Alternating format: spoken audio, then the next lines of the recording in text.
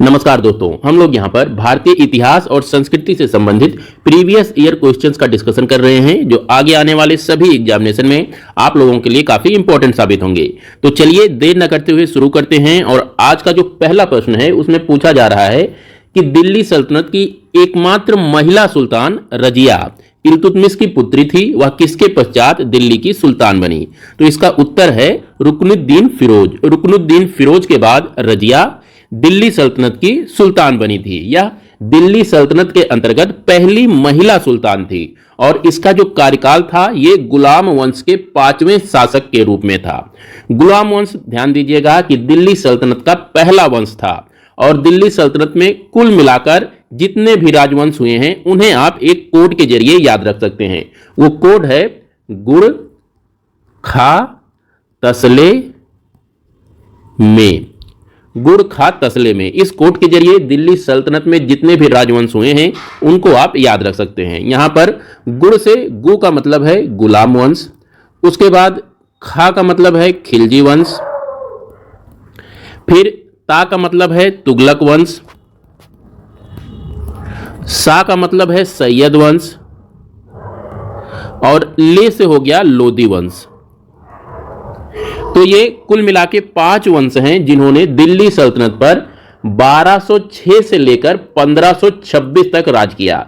ये कुछ important facts and figure हैं जो आपको याद रखना है। यहां पर ध्यान दीजिएगा कि दिल्ली सल्तनत के बाद दिल्ली पर मुगल वंश का राज्य स्थापित हुआ।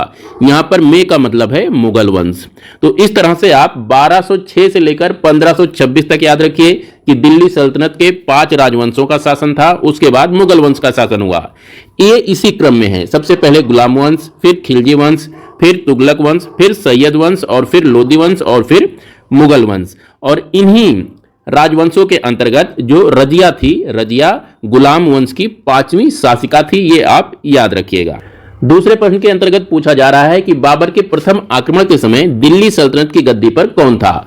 तो इस समय इब्राहिम लोदी शासन कर रहा था। यह लोदी वंश का तीसरा शासक था। यहीं पर ध्यान दीजिएगा कि लोदी वंश के अंतर्गत केवल 3 ही शासक हुए। जो पहला शासक था वो बहलोल लोदी था। इससे संबंधित केवल यही फैक्ट आपको याद रखना है कि इसने लोदी वंश की स्थापना की थी। उसके बाद जो दूसरा शासक हुआ ये सिकंदर लोदी हुआ।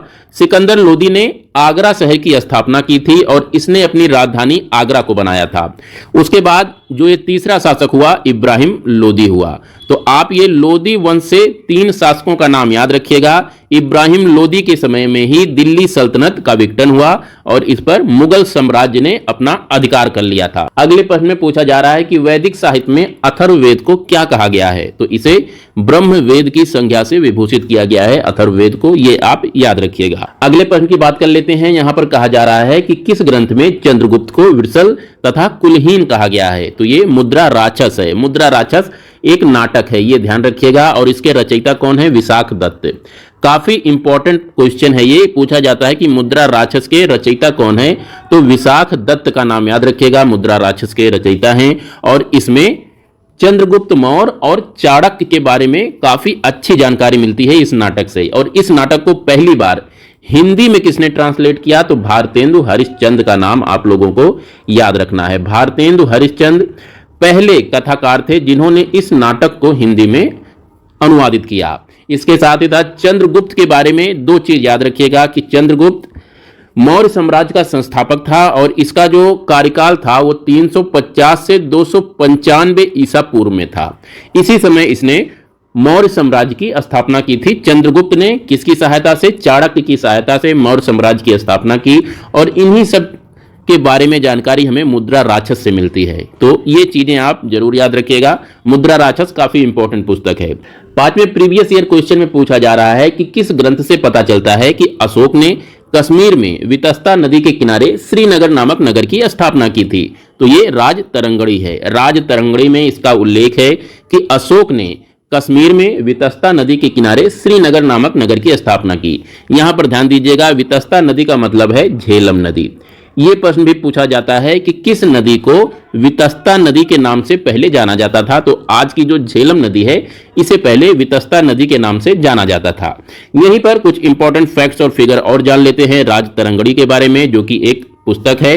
तो इस पुस्तक में कश्मीर का इतिहास और वहां के राजाओं के बारे में जानकारी मिलती है। इसके जो रचयिता हैं, किसने लिखा था, तो कल्हड़ का नाम आप याद रखिएगा।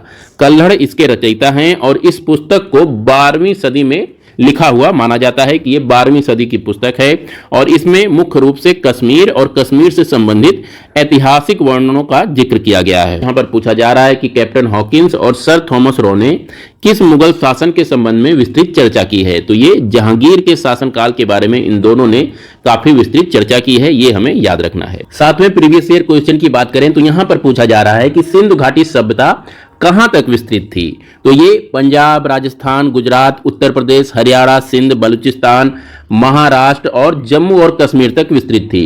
इसके लिए हम लोग एक मैप देख लेते हैं। ये मैप देखिए, इसमें ये जो आप जितना क्षेत्र देख रहे हैं ये सारा का सारा सिंधु सभ्यता से संबंधित क्षेत्र है और इसका विस्तार आप इस मैप में देख सकते हैं कि भारत के नॉर्थ वेस्ट वाले क्षेत्र पर यानी उत्तर पश्चिम वाले क्षेत्र पर सिंधु सभ्यता का विस्तार था। यह क्षेत्र गुजरात, महाराष्ट्र का थोड़ा सा उत्तरी भाग भी इसके अंतर्गत आता था। उसी तरह कश्मीर का दक्षिणी भाग भी सिंधु घाटी सभ्यता के अंतर्गत ही आता था। यहां पर जो इस सभ्यता का एकदम उत्तरी छोर था वो मांडा था, जो कि जम्मू और कश्मीर में चेनाब नदी के किनारे अवस्थित है। उसी प्रकार अगर सिंधु घाटी सभ्यता के एकदम दक्षिणी छोर की बात करें तो ये दैमाबाद था, जो कि परवरा नदी के किनारे महाराष्ट्र में अवस्थित है। एकदम पूर्वी छोर की बात करें तो ये आलमगीरपुर है, जो कि हिंडन नदी के किनारे उत्तर प्रदेश में अवस्थित है। वहीं सिंधु घाटी सभ्यता के एकदम पश्चिमी छोर की अगर बात करें तो ये सुतका गेंडोर था, जो कि दास्क नदी के किनारे बलूचिस्तान में अवस्थित था। 8वें पॉइंट की बात कर लेते हैं। यहां पर पूछा जा रहा है कि हड़प्पा सभ्यता के लोग समाज के प्रमुखता किन 4 वर्गों में विभक्त थे, तो ये विद्वान, योद्धा, व्यापारी और श्रमिक 3 वर्ग देखने को मिलते हैं सिंधु घाटी सभ्यता में, जिनमें विद्वान लोग हुआ करते थे, योद्धा होते थे, व्यापारी और श्रमिक। इन 4 वर्गों में हड़प्पा सभ्यता विभाजित थी। महात्मा बुद्ध का जन्म कब हुआ था, तो इनका जन्म 563 ईसा पूर्व में हुआ था। 10वें प्रीवियस ईयर क्वेश्चन में पूछा जा रहा है कि चित्राक्षर लिपि किस काल की लिपि है, तो ये सैंधव काल की लिपि है। इस दौरान पढ़ने लिखने के लिए चित्रों का प्रयोग होता था। जैसे कोई एक पत्ते का चित्र होता था, उसका एक विशेष मतलब होता था। इसी प्रकार अगर कोई एक जानवर बना हुआ है तो उस जानवर का एक विशेष मतलब होता था और इस तरह से 4-5 चित्रों को आपस में जोड़कर शब्दों का निर्माण होता था। इस प्रकार सैंधव काल में जो लिखने की स्क्रिप्ट थी उसे चित्राक्षर लिपि के नाम से जाना जाता था और इसे सबसे पहले जेम्स प्रिंसेप द्वारा पढ़ने में सफलता प्राप्त हुई थी। 11वें प्रीवियस ईयर क्वेश्चन में पूछा जा रहा है कि विज्ञानवाद के प्रमुख आचार्य कौन हैं, तो 3 आचार्यों का नाम याद रखिएगा, मैत्रेयनाथ, असंग और वसुबंधु। इन्हें विज्ञानवाद के प्रमुख आचार्यों में गिना जाता है। 12वें प्रश्न में पूछा जा रहा है कि चोल, पांड्य और चेरों के संबंध में जानकारी मुख्यतः कहां से प्राप्त होती है, तो इनके बारे में जानकारी संगम साहित्य से प्राप्त होती है। संगम साहित्य इन तीनों राज्यों के बारे में जानकारी प्रदान करने का प्रमाणिक स्रोत है। तो दोस्तों ये थे आज के कुछ इंपॉर्टेंट प्रीवियस ईयर क्वेश्चंस। कल फिर मिलते हैं दूसरी वीडियो में, तब तक के लिए नमस्कार।